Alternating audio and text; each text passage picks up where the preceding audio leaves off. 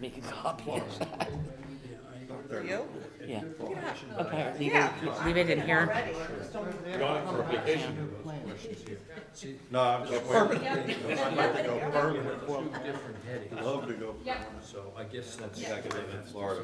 ignore that. So what I'm gonna do is at some point, we're gonna consolidate. Thanks. Every time I go Tisha's like supposed to be a that, few minutes late. too many critters, too many critters. Hello. Too. Oh, where did my sneakers on today because I'm running? Oh, where happened my phone? So this is the Hi. staff. Place. I did read it that way too. I'm gonna turn them on. Yeah. Just wanted to make sure. Okay. I did, Those microphone batteries die so quickly. Yeah. You notice that? okay. Hands are so cold. That's why I just put it this way. I'm not bringing it. Okay, found it. It's over there. Oh. I didn't do it. No, you didn't. Me. So you want to talk to me for? You need new batteries? I guess that's his, is that his wife? It takes a minute. It's easier if I sit Because she had been the one that did Betty That's Lynn. good, Paula. Exactly. Hear that one. That's how I do it. That one's working, Maybe this that's one's why not. she's there. Because I don't, was he, I think you give us, No, but they're still here. we needed them for anything. Marty? Marty? So we get to leave, we get to leave when they call the executive session. I think so. Yes. Yeah. Thank you, Mr. Chairman. Let Marty. Yep.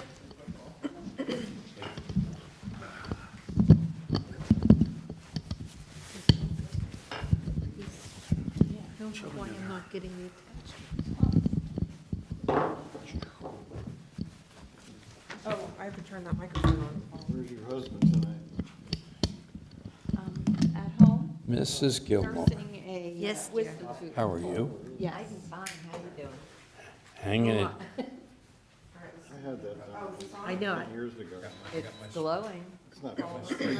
Oh. No, it happened before the pandemic that the dentist removed this. Betty was very Oh, okay. impressed with the setup the So, other night. And then after that, Okay. you know, Yes, it was wonderful because there were so many of us.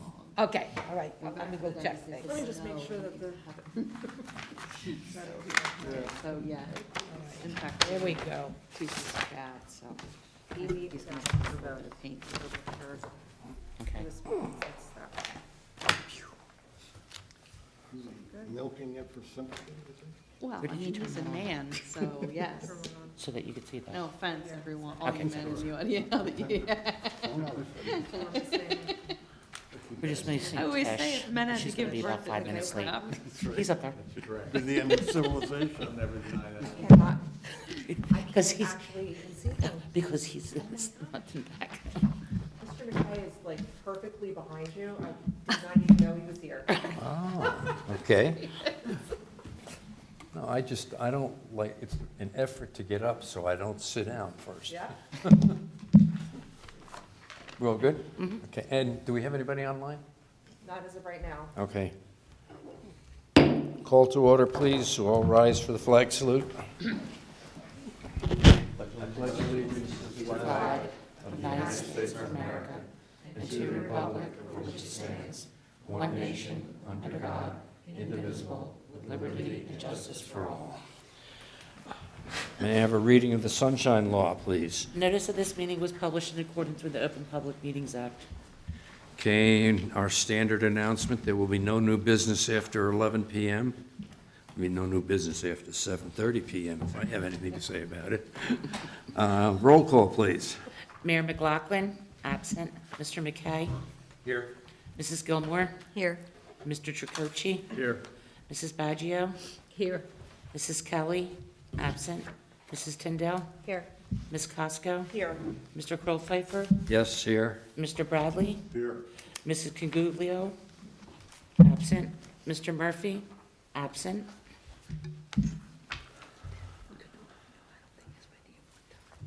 That's it. Do we have a quorum? Yes. Okay. Items for new business. First thing is the only thing, the master plan reexamination report. And I just want to make a couple of comments before we get into it. The vast majority of the Joint Land Use Board is seeing this and hearing information about it for the first time.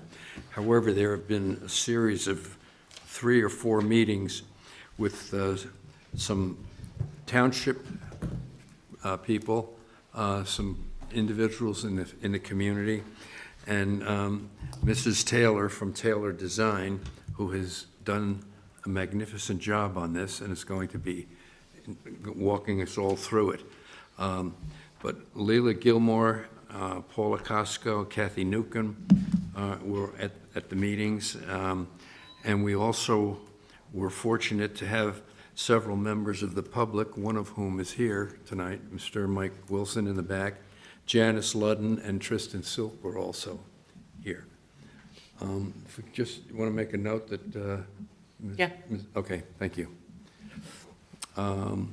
So I want to thank everybody for their participation and interest, and I am now going to turn this over to Mrs. Taylor, who, you want to do it from there? Or- Yes, you said, right? Well, this is not a formal hearing, as I No. understand it, so I would just as soon be able to speak to you and be able to, project to the audience as well, that if that's okay. No, it's okay with me, whatever you want to do. It's your Thank you. presentation. So the board should have the draft report dated February 11th, 2002. It's noted there. I hope you have that particular one. I did, it occurred to me on the way over today, and you reinforced it, that I need to add the subcommittee members to the page too. I think that would be a nice thing to do, since we met quite a number of times, and their input was valuable, so we appreciate that. Okay. I'm going right to page 4. February 11th. And one of the things that the chairman mentions, and I think we need to sort of manage it, where I talk about planning board in a generic sense, that's usually in the context of the law, what the land use law requires. And when it pertains to you as a joint land use board, I've inserted the words JLUB, or joint land use board, at the chairman's request. So we've tried to clarify that, but you're a joint land use board. You act as a zoning board and a planning board, but in this particular case, you're acting as a planning board.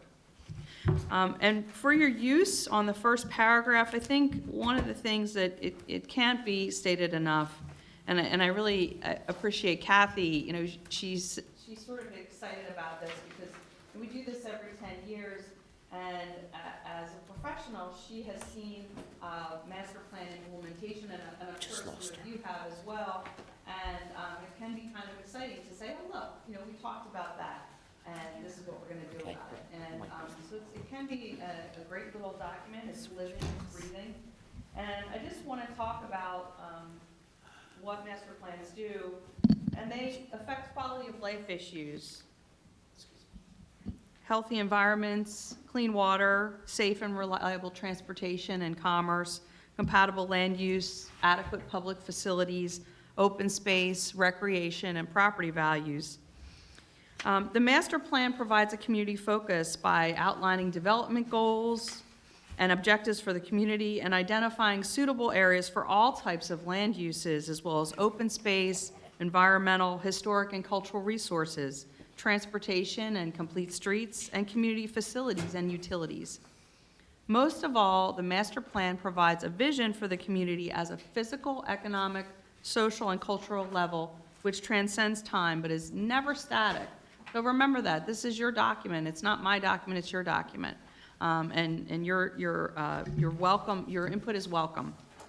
So at the last line of that paragraph, there's a grayed out section. It says, for the ease of the reader, responses of the municipality to state, county policies, or the joint land use board to the municipal master plan, land use and development policy are all highlighted in gray. So what we've done is we've characterized certain things, and then we've indicated the response to those things, whether it was the implementation of an ordinance, or the implementation of a housing plan, changes to land use, those sorts of things. So we've tried to make this an easy document for you to review so that you're not sorting through some of the details if you don't really want to.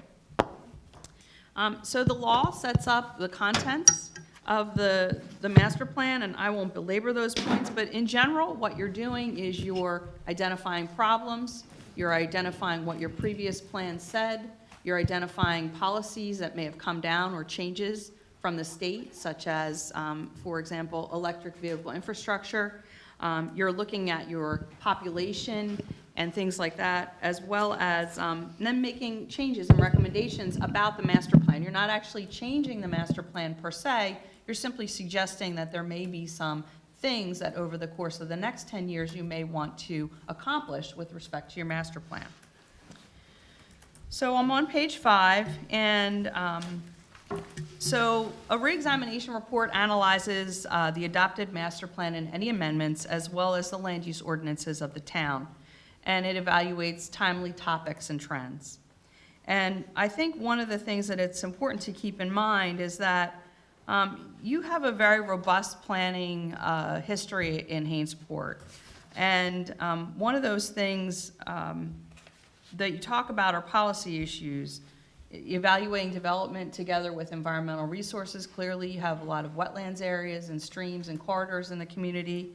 You attempt to manage growth in your land use plan by having areas where commercial and industrial uses are, as well as open space and agricultural lands. You have consistently provided affordable housing opportunities, and you have encouraged land use which is focused on employment, and you maintain your unique physical features, all contributing to a quality of life you enjoy.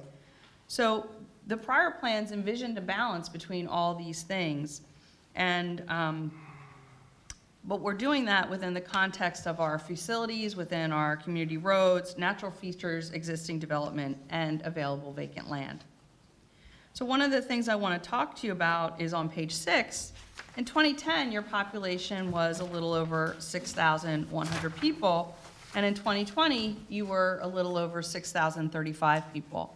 So since the last master plan was done, there hasn't been a lot of change in your population. I just wanted to make a note of that. And your median age in Hainesport is slightly higher than that of the county, but those age 60 over are 21%, and school-age children are about 28%. So I think the 2008 reexamination report identified areas suitable for age-restricted housing, which was implemented over the course of the previous 10 years. And I believe, as part of this conversation, there's some conversation about that in the rest of the master plan, which says, we think we're good. We think we have enough age-restricted housing at this time. And as you continue to go through the population density, there isn't much of note. I think one of the things on page 9 that I think is important is that there's a slightly larger folks without a high school diploma or bachelor's degree. 93% of the population have attained a high school graduation or higher, consistent with the county's 94%.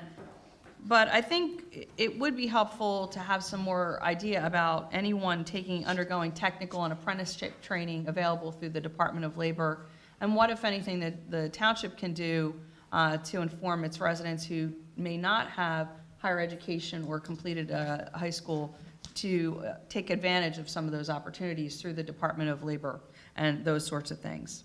You know, for information technology, construction trades, manufacturing, finance, and business. So those kinds of things are helpful for folks who don't have advanced degrees. Your unemployment rate is fairly low, and your commuting times are less than that of the county. You're using a lot of single occupancy vehicles clearly because public transportation is limited. Your persons in poverty are slightly higher than the county at 6%, but only slightly. Your median household income is slightly higher than the county, and the per capita income is also slightly higher than the county. So in general, your household income in poverty is concerning, but I think one of the things that, in most communities, where the municipality cannot assist folks who need help, oftentimes there are other resources through the county and the state, as well as simply, the civic nature of communities in helping that population, nonprofit groups, churches, those sorts of things. So I think it's important to recognize that there is some poverty in the town, but it is not a wholesale huge issue. Your household owner occupancy is higher. It's almost 95%, which is much higher than the county's at 76.4%, which is great. I mean, I think one of the things that's really wonderful when people own their own homes, there's a lot of pride in ownership. You don't have a lot of issues perhaps with folks who are renting houses and not necessarily taking care of them as perhaps a homeowner might.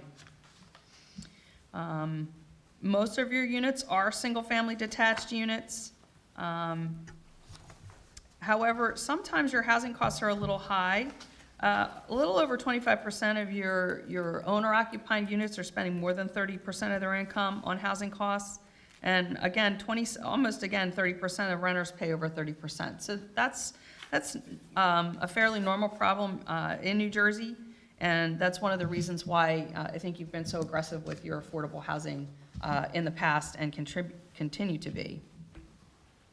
I do want to talk about the existing land use. I think the existing land uses within Hainesport Township have not experienced drastic change except for your residential development.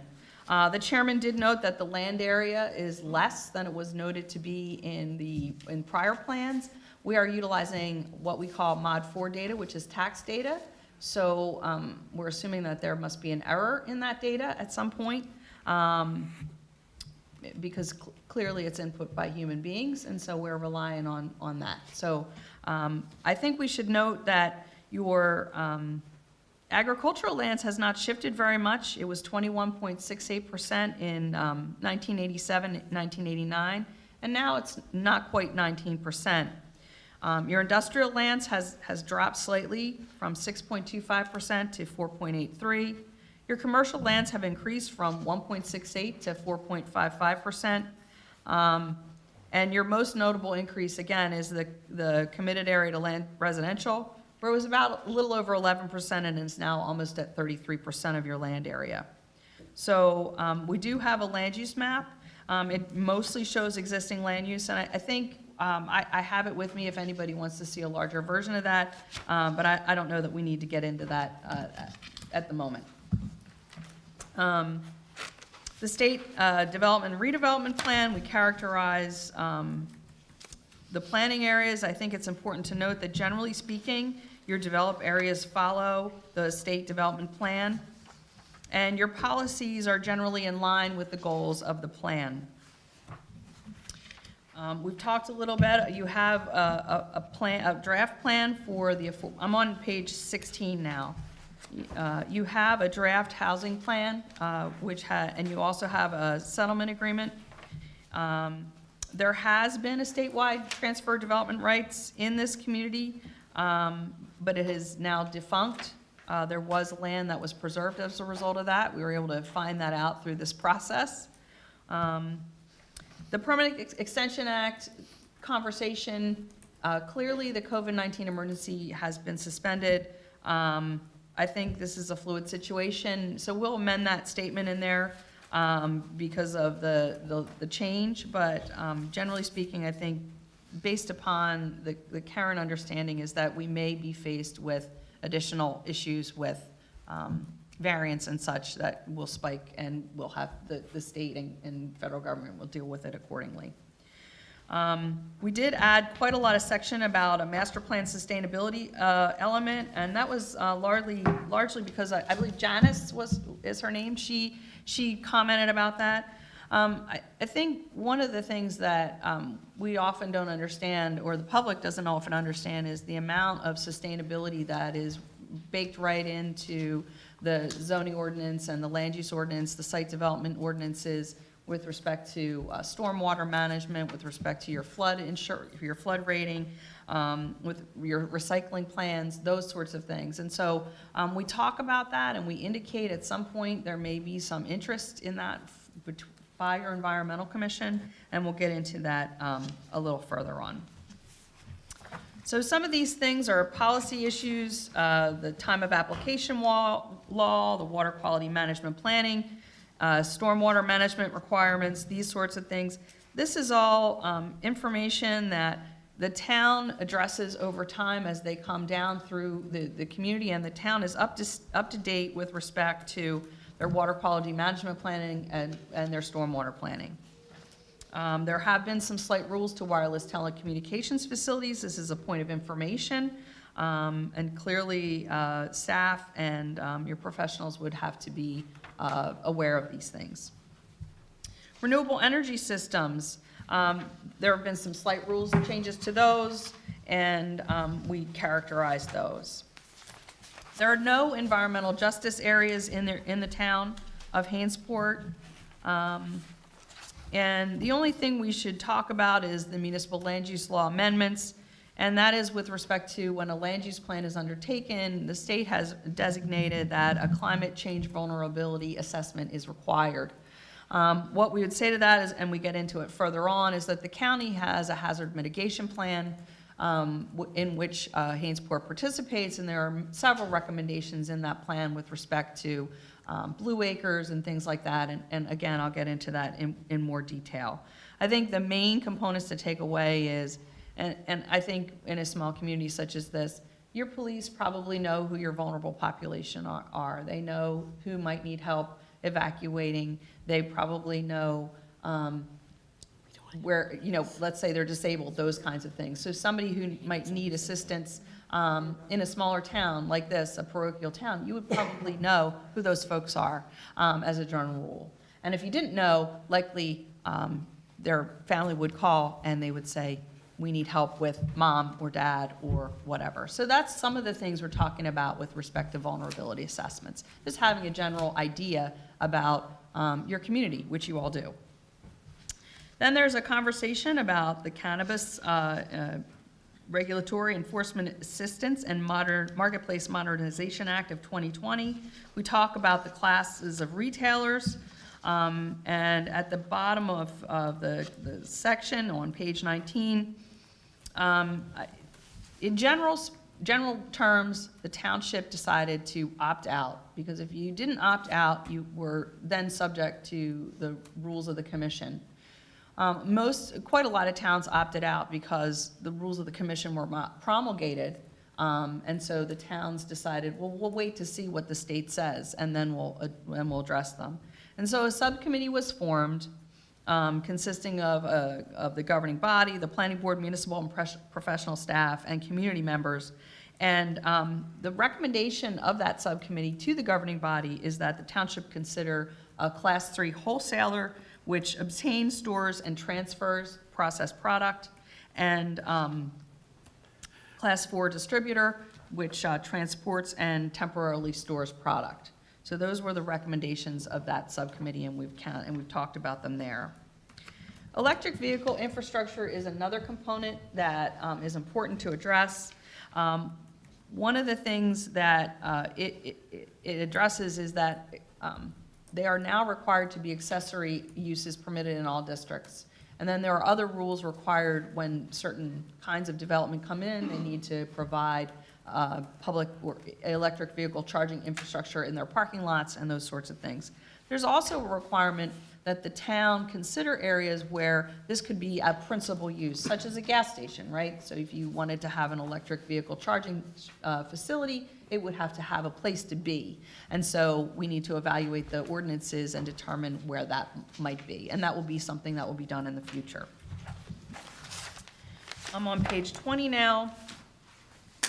We talk about, generally speaking, the county plan does not address Hainesport terribly much, with the exception of farmland preservation. There are several preserved agricultural farms in the community, and they were actually labeled on the old map to be acquired, and they have been acquired. So One of the recommendations you'll see later on is that we update the open space and recreation plan map so that we have that clearly marked on a map.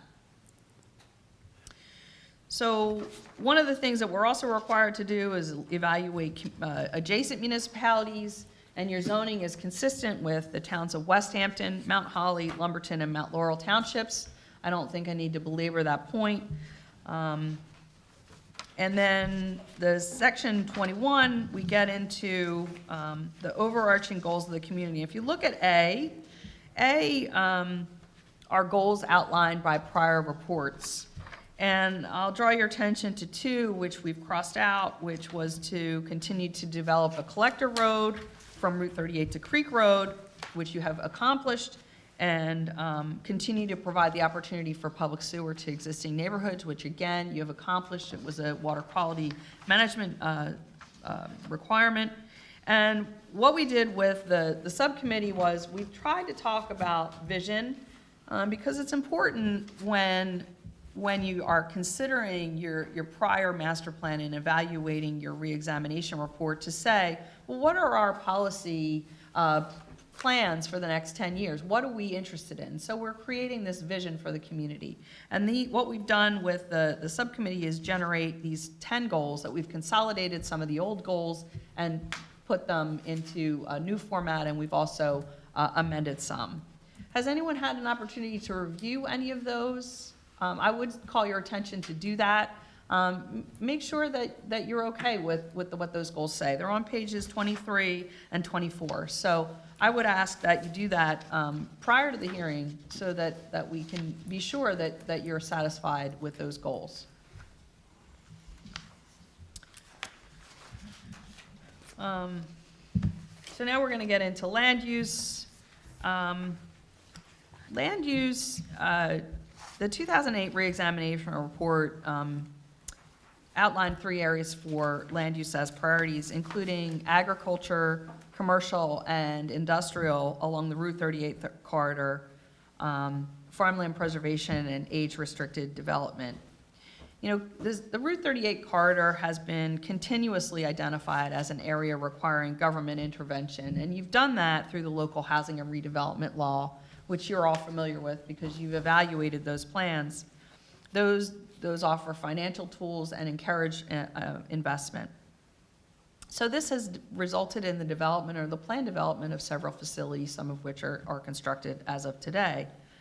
Farmland preservation continues to be an important goal of the community, and I think maintaining the southern area of your community for agriculture and open space was reiterated as a priority of the subcommittee, and to maintain that area outside of sanitary sewer service areas.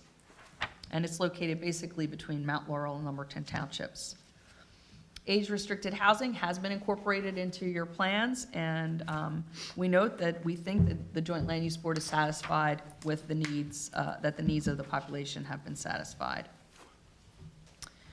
I'm not going to get into too much of this next section.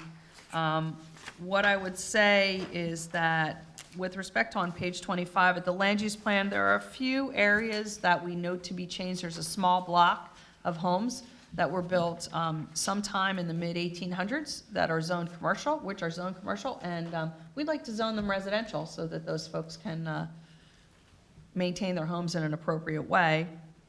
I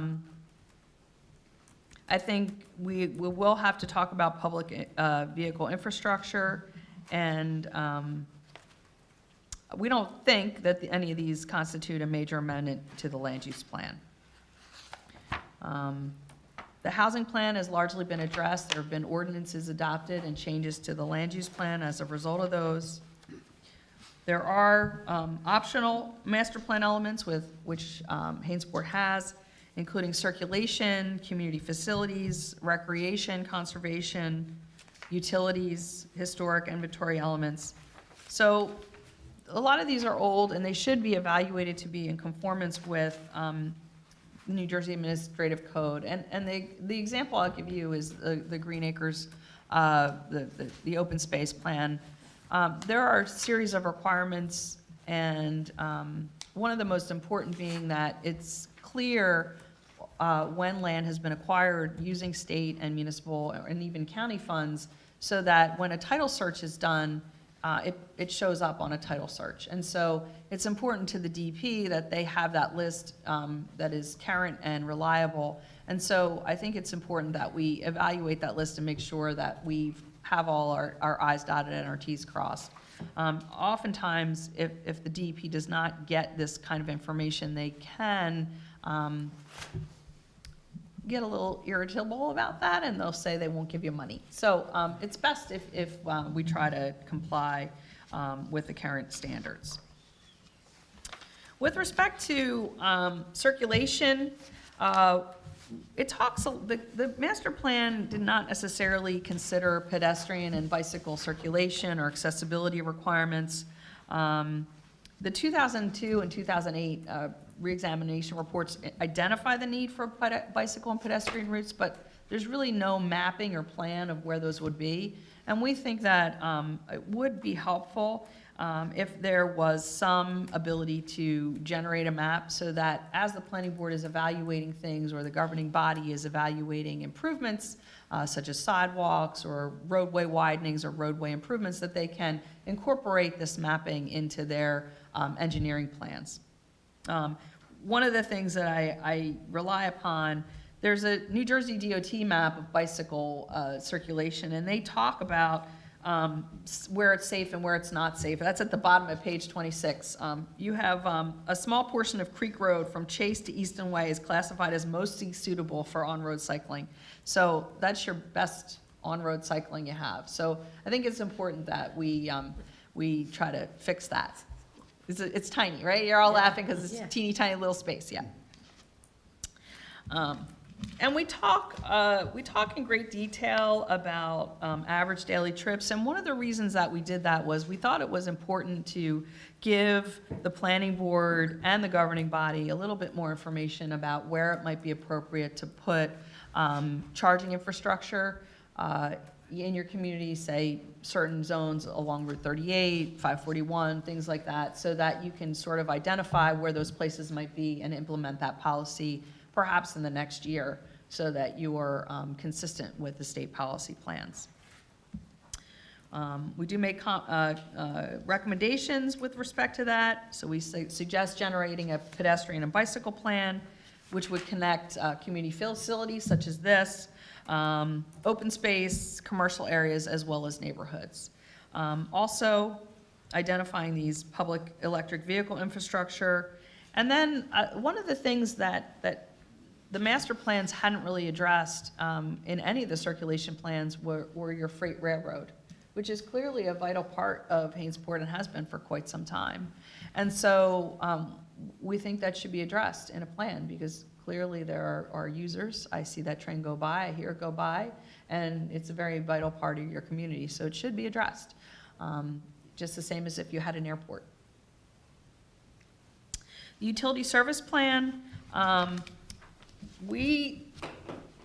this is a relatively weak thing. I don't think there's any chance that Hainsport's going to drop away from the Burlington County Hazard Mitigation Program. There are recommendations in that plan to seek power generation. The only thing which may be applicable to this board is that there are sometimes Blue Acres financing available through the state of New Jersey. And if there are properties which are repetitively having losses due to flooding, it may make sense to identify those and put them on a map, and perhaps when Blue Acres money becomes available, acquiring them. Because those repetitive losses negatively impact your flood rating. So, water supply and distribution, clearly New Jersey American Water supplies your water. So I just want to make sure that everyone's aware, and I think you all are aware, the best management practices and green infrastructure for stormwater have been implemented by municipal ordinance.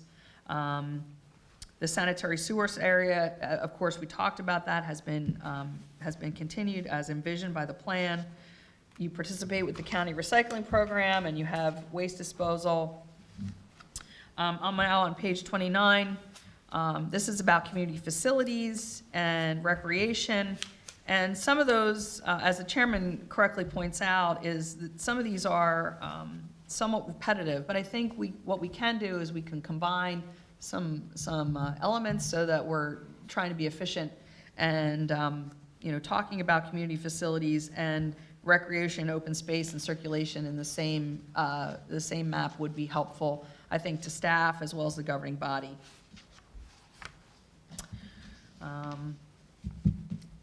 I think your conservation plan element is still relevant. I don't believe it needs amendment. I'm on page 30.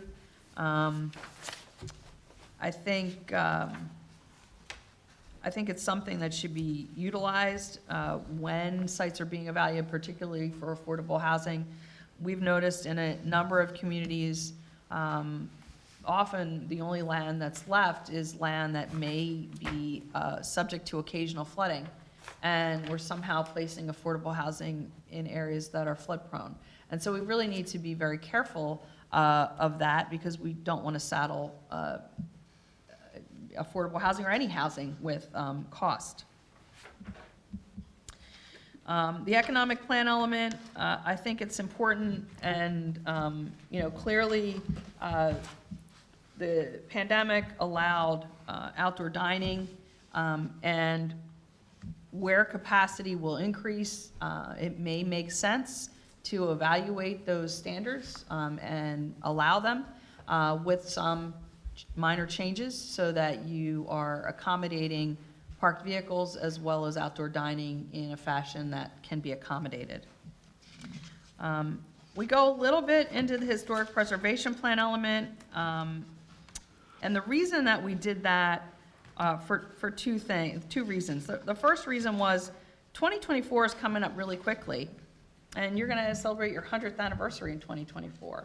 And so I think if there are willing participants, and I'm hoping that there are, I think it would be nice if you could start a program to, you could create a booklet, you could do some site markers, to sort of celebrate your 100th anniversary with a little bit of history, so that when people are somehow biking on these lanes, that they can see that there was a battle on Long Bridge at the Revolutionary War, things like that.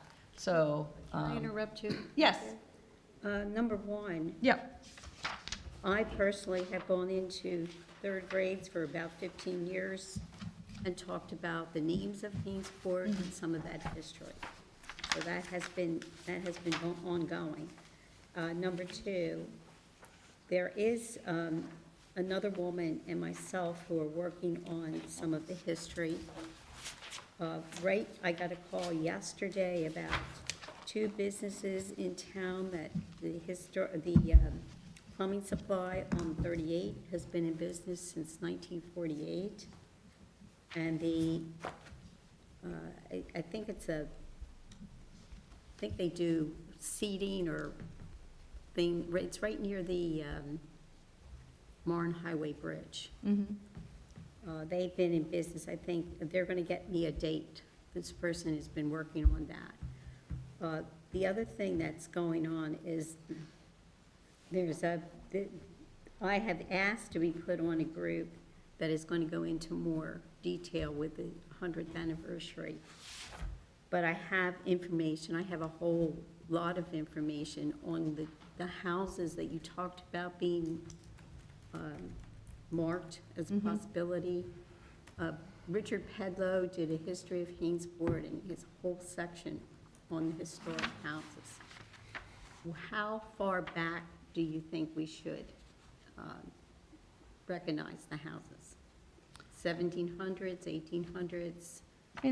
I think that's something that's up to you all to determine what's appropriate, and it will largely depend on, funding and financing of what you can do. You might be able to raise money to get businesses to contribute to put up signs. You may be able to get some state historic preservation funds, but all that will require some organization to do so. So if you've got, let's say you have sites and you can identify Breezy Point, let's say. Okay. You could identify that site if you know where it is. Of course, there's nothing left of it, but you could, Right. sure. And you can identify, certainly, excuse me, Rancocas State Park is something that clearly is prehistory as well, though most of it has been taken away as sand, but. The other thing that's going on, and I think Paula, you have. She just stepped out. Right back. Well, I think she's working with John Anderson. The creek is becoming a national waterway. The Blue Water Trail. Yeah, the Blue Water. Pat. And so therefore, some of that has been, or is being identified. I thought about it and I didn't. Thank you very much. Thank you. Thank you. Too much talking. Yeah, so I mean, I think that, clearly this came up when we were talking, and so I thought, well, let me add a little bit more, because I think, there were some mappings, and I don't know, there may be an original somewhere, but the copy I have, I can't read. So I'm hoping Paula finds it in her stack of stuff, or somebody. You might even have it, who knows? And maybe you're a resource. So I think that's one of those things that we can work on, and it's important. So, especially with your anniversary coming up, it'll be here before you know it. Talking about the store and stuff. Thank you so much for the water. I was gonna pack a water and I didn't. I'm almost done, promise.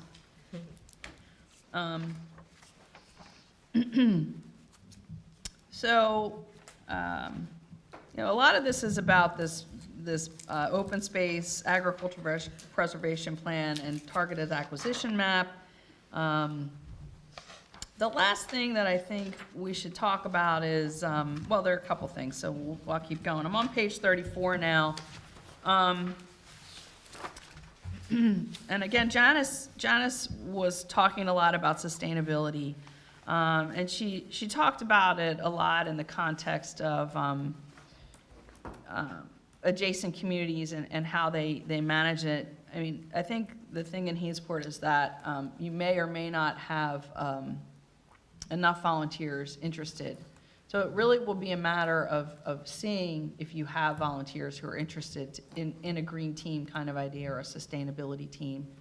I think there are some very good examples of towns that you could look at. And I also think the star rating that the state is giving, the sustainability stars, the gold, silver, and bronze levels, I think you're doing a lot of things, I just don't know that the public knows it. Paula's shaking her head, right? How much you do work with stormwater, you do work with recycling, you do work with all this stuff, all these things, and when you do your reviews, this is what you do, right? You're making sure that the water quality is good, and all these things that we do. So I do think there's a possibility for Arbor Day celebrations. You could have one out back. There's, community yard sales. I don't know, you may already do that. So all these things that happen, all you need to do is toot your horn and say, look, we did it, and then you get a gold star, right? So if you want a gold star, you can get one. But you have to get it, so you have to ask for it. The last thing that we think may be important, particularly in light of the blue trail that you're talking about, is public access to facilities, particularly like canoe launches and ways to get to the water. It's all over, right? So maybe you need a bike trail that connects with you ride your bike with your canoe taped to the back of it or something, I don't know. So I think that, those kinds of things would be a very important part of a circulation plan and an open space plan. We talked ad nauseum about public infrastructure, and then we talk about some changes to the development regulations, none of which are extremely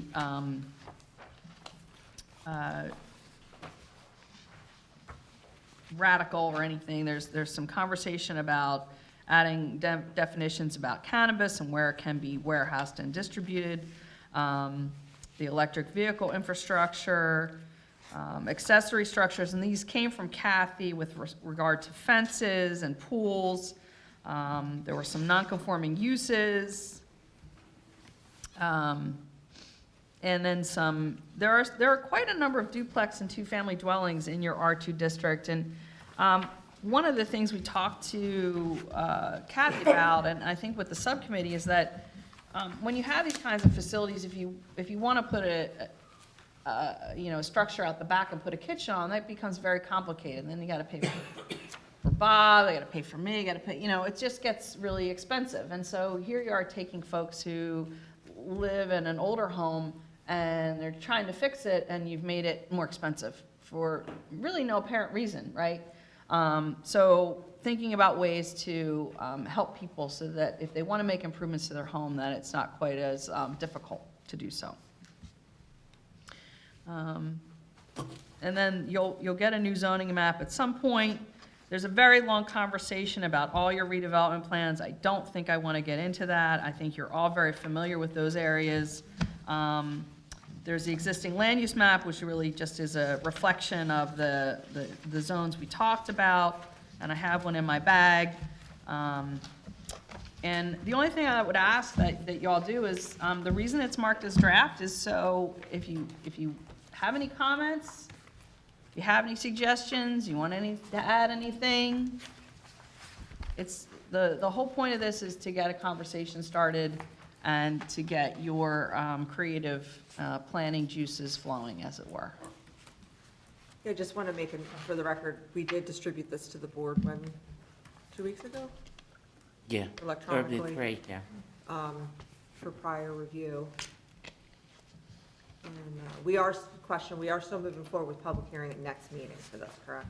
So there's time for the board to, Yeah. the public to, okay. And we'll post the draft online prior to Sure. the general practice? Is that, you're talking about public at our meeting or the township committee? It would be our meeting, next meeting. Yes, this is a planning board document. So it'll be ours. And that'll be the public meeting. Yes, sir. Okay. Okay. I do have a question. Yes. This document, and it's come up, I live on Lumberton Road, but it's also listed as Lumberton Avenue and Lumberton Street in these maps. I think I don't know what you call it, where you get this map on your car that tells you, that seems that they always have it as an avenue. But I don't know if we want to make it all the same or not. So what do you call it? Lumberton Road, that's where all Road, that's what I address, thought all it the was. labels and. That's what's on the official map, on the tax map, right? Yeah. Yeah, the sign out at the street says Avenue. On the street. Are you looking at the map on page 32 that says Lumberton Street? And road, I think one side says. It says Lumberton Avenue. On the land use analysis, it says Avenue. Yeah, and then, But on the and tax on the, map, it on the says- old page 32, it says Lumberton Street. Well, it doesn't look like an Gosh, Avenue. there's three, too? Yeah. Right. It's been all three. No, we Oh, made, my, And we all think we live on Lumberton Road. yeah. It does, on the old map of Hainesport, but that's not really that helpful, the 1897 map. It does say street, 1896. Oh, yeah. 1876. Don't we have the same issue with Bancroft? Lane. But I well, believe that, Edinburgh too. Edinburgh too, one place it says lane, another place it says road. I feel like Bancroft is also, should be a road per its classification, but it's a lane? It's not a lane. It's not a It- lane. I mean, But right. what is it It's, legally identified? well, it's Not generally now. north-south, Oh, right? New Is it generally Hampshire. north-south? Yes. So that road I would call either an avenue or a boulevard, because it's north-south. And streets are usually east-west. Oh. I mean, back in the day when planners and architects did this, there was a protocol. There's not a protocol anymore. Interesting. That's the history of planning for you. Which one? Parkway. Because I thought a boulevard had to have a medium To me, that should be Lincoln. strip. And if you think about New York City, right, Fifth Avenue is north, all the avenues are north-south, the streets are east-west. That's, Uh, Except for Broadway. right. So with this document, it's a draft, but can we make changes to it? Yes, it's your um, document, you're the planning board. Or- Okay, so we can ask questions about it too? Yes, you can. Okay, I have a couple questions. So on page 19, well, 18 and 19, it talks about the cannabis. And so it looks like the recommendation is that we would be a wholesaler and a distributor for it. Right. Do we have to do that, or is that something we vote on, or like, does the Well, township just say so- this is what we're doing? So recognizing a few things, so the planning board sets up the master plan. The governing body makes the laws. So the governing body can do whatever they want within the context of the master plan. So the conversation was that there was a subcommittee formed, and this was their recommendation. This was their recommendation to allow wholesale and distributor, That's correct. but it's not a law. That's correct. But it would be at some point, potentially. Yeah, it's up for public hearing next week. Next week is? Okay. All right, so that was my question on that then. And then my next question is on page 23. And it talks about the goals, and I think there was 10 of them listed, yes. Right. I'm just curious how number 6 would be implemented. It says support educational facilities such as the Hainesport School District, other public education efforts regarding historic sites and structures, and it goes on. How would that be implemented? So the municipal land use law requires that schools, if they were to change their facilities, say they wanted to build a new school, I'm not saying they do, but if they did, they would have to come to you with their facilities plan and talk to you about why they think and support why they think they need a new school. So they would have to give you basically a master plan element about schools. Additionally, let's say, and I'm going to use Paula as an example again. So, stormwater quality. So, as part of what Paula does in the office, she gets into her space reports from all the homeowners associations and all the stormwater basins that are privately owned, and she manages that and then sends it to the state to say, look, we've managed all our basins appropriately, everyone's, cutting the grass and maintaining them as they're required to do on their site plan or their subdivision. And so, but part of that is sometimes the HOA doesn't know what they're doing.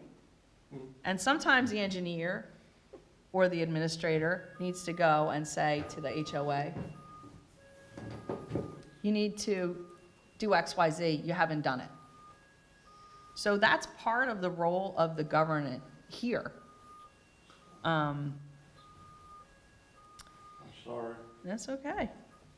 Do we need to evacuate? That's what I said. Get under the desk, put your When I'm knees having my between you. glucose alert. Oh, you okay? Yeah. So when you're saying with number 6, that is dealing with more than educational facilities then? Yes, and other support educational Says so. facilities such as and other public education efforts. So part of what Letitia does, or Mrs. Kelly, I should say, she goes out to the schools. So she's a member of the planning board, and she's a representative of herself as well as the planning board, because she sits on the planning board. So she's going out to the schools to explain to people about things like this. Another suggestion we had was putting signs on trees out in the park, so that people could identify trees. Another conversation we had was putting public art in the park and giving people the opportunity to have a cultural or an educational experience related to art or music, those kinds of things. So those are the kinds of things that can be accomplished in a public square or a public park. Thank you. Anything else? Yep. Nope, that was it. Michelle, does this report follow a template that the state provides? Yes, so, they don't necessarily provide a template. What we try to do, so the template is the law, which is noted on under A on page 4. And what we try to do when we do these things is to make it so that it's hopefully as helpful as possible to the end user. Whether it's the governing body, you, another planner, the engineer, the attorney, the administrator. So that's the whole goal is to try to make it as user-friendly as possible, though it's not. So do you have an issue with something, or? No, I just was curious about who came up with the format of the document. Was it a template is one where you, No, categories, it's outlined, you fill in the categories as appropriate? No, so I generated this outline. Okay. And it is fairly comprehensive, I know, it's probably the largest reexamination report you've ever gotten. So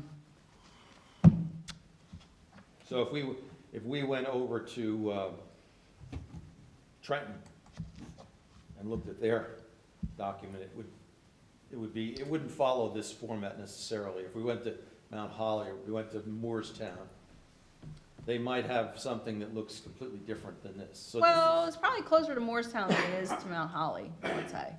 Okay. But we don't do their plan, generally CCH does. Okay. We work for the planning board in Moorestown. So what I'm hearing is that every town's planner creates their own report, pretty much. Sadly, yes. So there's not uniformity you can't go to some other town's report and go to section, Roman numeral 8 and find that it deals with redevelopment plans.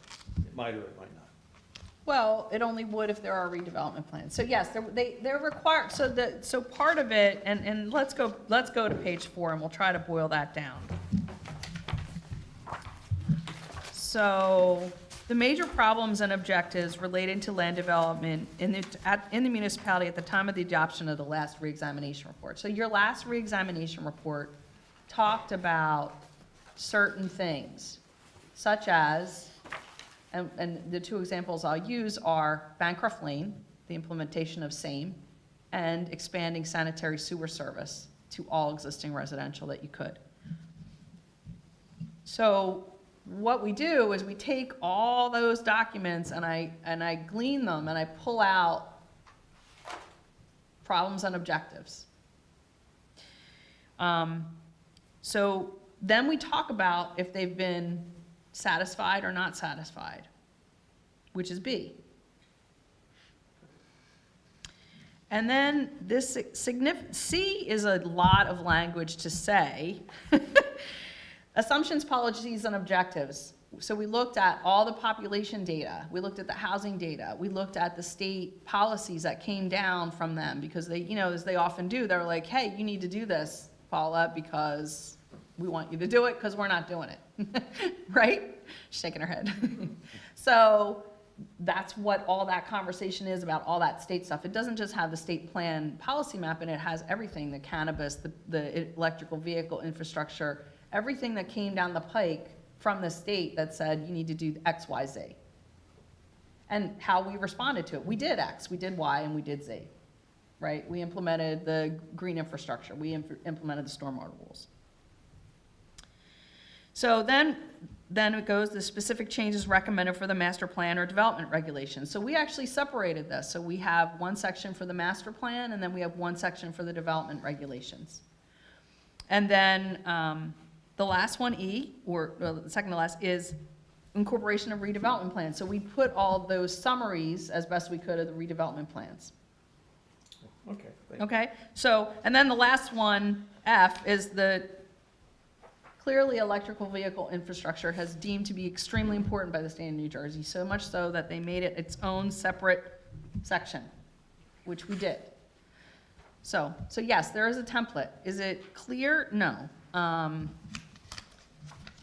But generally speaking, this plan exceeds what would be required and gives you as much information as practically possible so that you can make informed decisions as you move forward.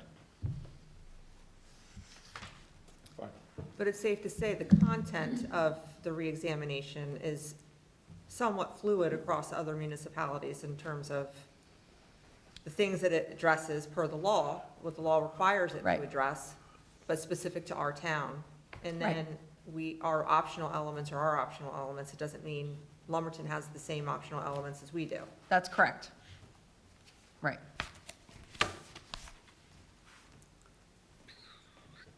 And Mr.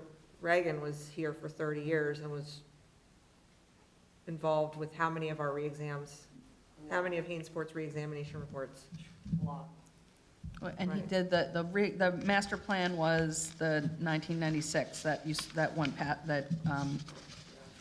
from the, Yeah. the 1996 plan was a plan that they did, and then it superseded the 1987 plan. And those were those full comprehensive master The plan? 1996 plan was, And then, and Reagan Design Group did that, and then it was the 2001 open space element, and then you did reexamination reports in 2008 and 2002.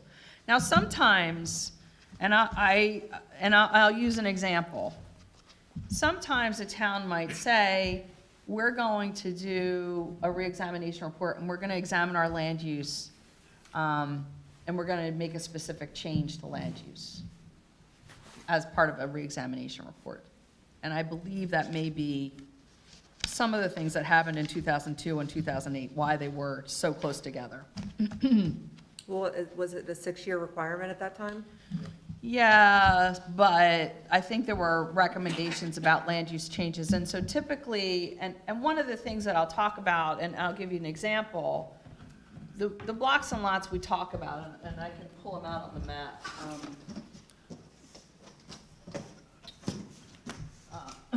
It's right under my finger is a yellow square.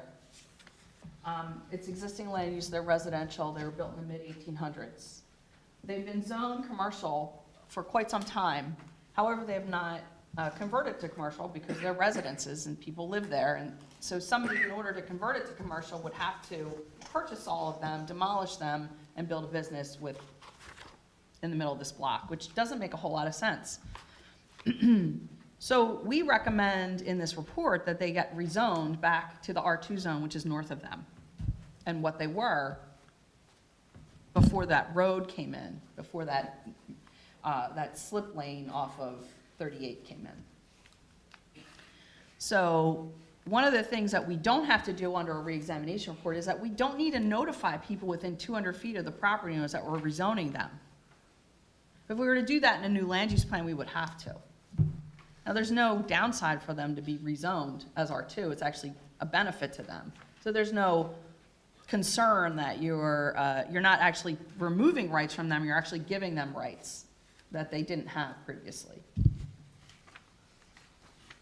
So sometimes that happens in reexamination reports. So make sure, sorry if I'm a little thick here.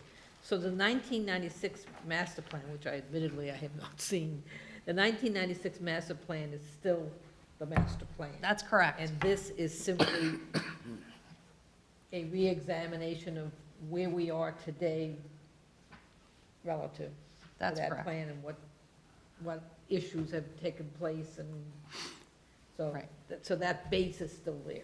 That's correct, it's still there. But one of the things I will say is like the open space plan, the map that we have from 2002 is outdated, it needs to be updated. The historic plan, another one, and again, somebody has to have it.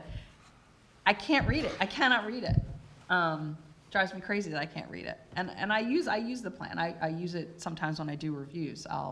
If I look at the master plan, particularly when you have use variances and things like that. I will try and get you a list of the houses. Did you get the historic plan from the website? How do you have it now, electronically? I have it electronically, and it's just I'll show it to you sometime. Okay, I It's mean, we might literally- have it. It might have just been a bad scan. I don't know. But it's just the historic element. Yeah, Okay. It's really teeny tiny, you can't read that, you can't do this. And I finally found the most updated executed Rossi. It's from June of 2007. I just haven't sent it to you, Okay, that's fine. but But yeah, I mean, Find it. that's something that will come. So these are things, I think, like the Rossi, you know, I don't know that this is on the map. This isn't on the map that was done in, you know, back in the day. So it's important that this is sort of updated. So you will have a new open space plan. That's a recommendation in the report at some point in time, and a new zoning map. and a new zoning. Zoning map, yes. Our maps are very outdated. And a redevelopment map. Well, the area. redevelopment zones will be put on the zoning map. Okay. Perfect. So is there any concern, do you have any concerns with respect to the form of this? Is it confusing for you? Is it clear? Is it okay? Is it not okay? I'm good. Okay. And don't think, does anybody else on the board? Okay, so we're not taking any action on this tonight, other than thanking you profusely and the subcommittee that worked on all this, putting it all together. And who will be presenting it at our next meeting? Will you be? Likely me. Okay. All right? It's her baby. So Pardon? It's her baby. Yes. because this is being introduced, is there any need for any type of resolution at this point? Or it's just an introduction and then the public hearing is where we effectuate some sort of And then he'll do a resolution. referral to the committee? Would It that- has to be a 10-day notice for a public hearing. Okay. And then you'll do a resolution that presumably will get affixed to this. Yeah, but after the presentation and the public comment, then we'll have a motion second and resolution drawn. All right. Right. Let me ask a practical question. As you go through this document, there are recommendations that are being made, Yes, correct. of all sorts, like historic markers. Right. But there's also resolutions, or there are also recommendations suggesting some changes to the ordinances. Correct. Some issues regarding quite a write-up about development regulations. Right. Little things like sideline setbacks and that sort of thing. How do we go about after, if this resolution is, if this plan is adopted, what's the recommended methodology for then going back through the report to actually implement the changes that are recommended or not? So typically, what I didn't do with this, and what I typically will do, is I'll generate a summary, and I think I have a placeholder for that. Yeah, at 10, there's a summary. So what I would do is take all those recommendations and put them in a row and consolidate them, so that, you know, when let's say Kathy says, oh, you know what, I can change the ordinance and submit it to the governing body for the pool setbacks, let's say. So the governing body then could do that, so then check, that's done. So you're gonna make a check, you're gonna incorporate into this Yeah, perhaps a checklist. right, basically, yes, so that, once all those recommendations are okay with everybody, once everyone goes, yep, we're okay with these grayed out recommendations, then they're gonna get consolidated into one list. They'll stay in the body of the report, but there will be a summary list that can go to the governing body. Or can sit in, you know, on your laptop and you can look at it every once in a while and decide if. Riveting. That sounds so exciting. So I have a question from the enforcement side. So the meeting that we had in regards to the suggested changes that we have on page 35 for my section 104, so does that become part of the checklist, these recommendations?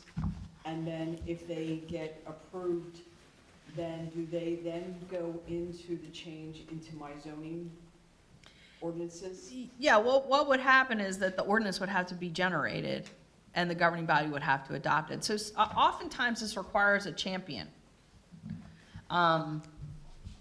in the town, somebody who says, here's the list, here governing body, here's the list, you know, get your Mr. Attorney or planner or engineer to do X, Y, Z.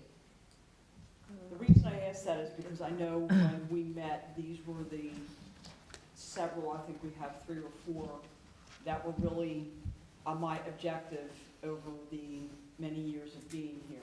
I know in 2008, on that plan, I had sat down with Reagan Design for over a year, and we went through every part of the book and had changed things as far back as just having fences chicken wire, because there were so many different things. And we've come to the conclusion that these ones that are recommended here are things that would not hurt the intent of the ordinance, yet be productive for the residents of Hainesport Township. So from a zoning officer's point of view, I would ask that the planning board here on page 35 review those and consider those changes so that when they come to the box, so to say, that they can get checked off.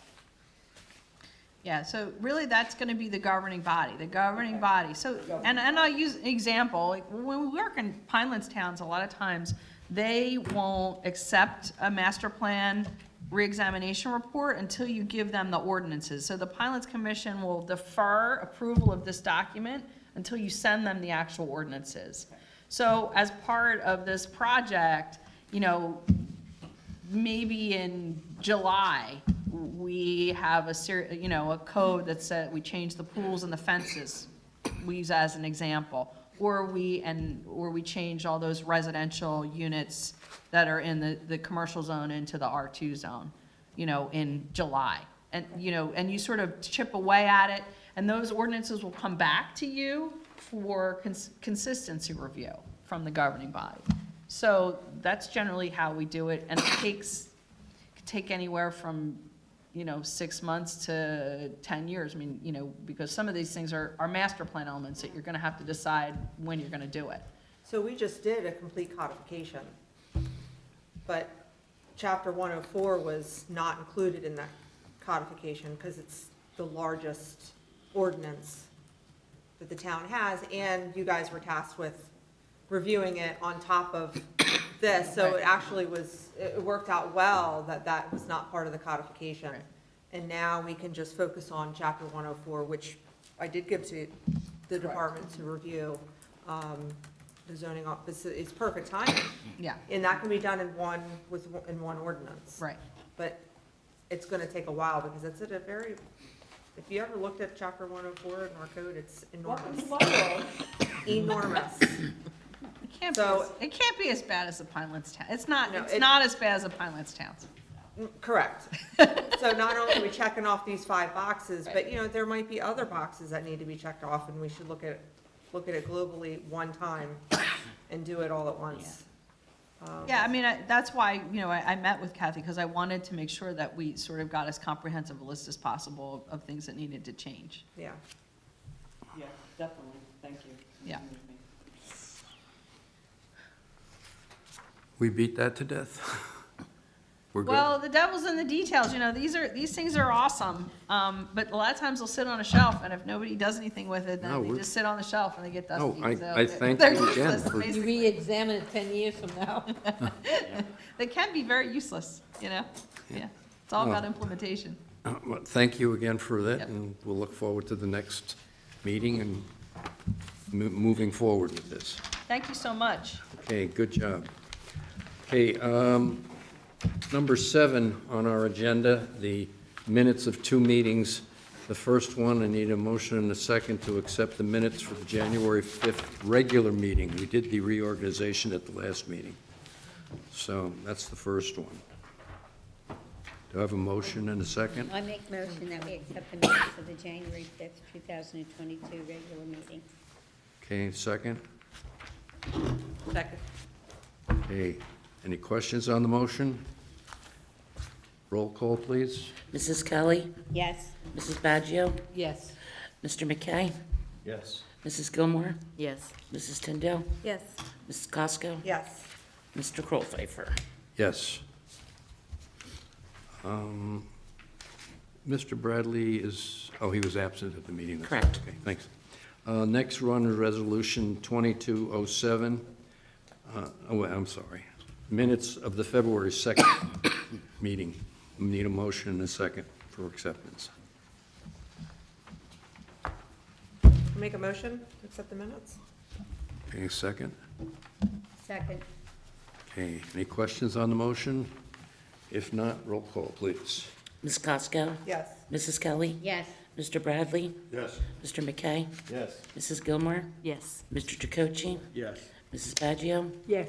Mrs. Tyndall, Yes. and Mr. Krollpfeiffer. Yes. We have two resolutions. Resolution 22-6, granting the minor subdivision. That's the property on Marne Highway in New Jersey where they wanted to take one lot and break it into two lots. Need a motion and a second. I'll make the motion. I'll second. Okay, any questions on the motion? Roll call, please. Mrs. Gilmore, Yes. Mrs. Tyndall, Yes. Mr. McKay, Yes. Mr. Jacochi, Yes. Mrs. Kelly, Yes. Mrs. Baggio, Yes. Ms. Costco, Yes. and Mr. Krollpfeiffer. Yes. The next resolution is 22-7 for the additions on the residential dwelling. Need a motion and a second on that. I make a motion that we accept 2022-07. I'll second. Any questions on the motion? Roll call, please. Mrs. Baggio, Yes. Mrs. Tyndall, Yes. Mr. McKay, Yes. Mrs. Gilmore, Yes. Mr. Jacochi, Yes. Mrs. Kelly, Yes. Ms. Costco, Yes. and Mr. Krollpfeiffer. Yes. Correspondence, we have two items, correspondence from Alimo Engineering. Need a motion and a second that they be accepted. I make a motion that we accept the correspondence and accept and file the correspondence. Have a second? Oh, go ahead. Who second? I don't know. Who seconded? I did. Mrs. Baggio. Okay, thank you. Any questions on the motion? Hearing none, roll call, please. Mrs. Kelly, Yes. Mrs. Baggio, Yes. Mr. Bradley, Yes.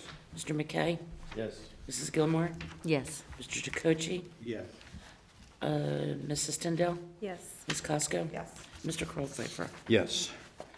At this point, we're going to break for an executive session, and I have to ask the public to step outside for this, and it'll be very quick, and we will come back at the end and complete the meeting with the professional comments, and board comments, and public comments. And Mrs. Taylor and Mr. Miller, you can, if you want to stay, you can stay, but you don't have to. Pat, could you give this to Michelle Taylor, please? Marty. I'm not. Marty. I don't want to leave. Oh, yes, it is, thank you. All right, I'm going to, do we have to have a motion to go into closed? I don't think so, because it's on the agenda, right? You should adopt a motion to go into executive session. Okay. I need a motion and a second to go into executive session, please. All motion? I'll second. Do we have to do a roll call or all in favor? All in favor? Yeah. Okay, all in favor? Aye. Yes. Opposed? Hearing none, the motion carries. And Hi, Michelle. good night, thank you again. And Mr. Kingsbury is going to conduct the session, the executive session on litigation. Yes.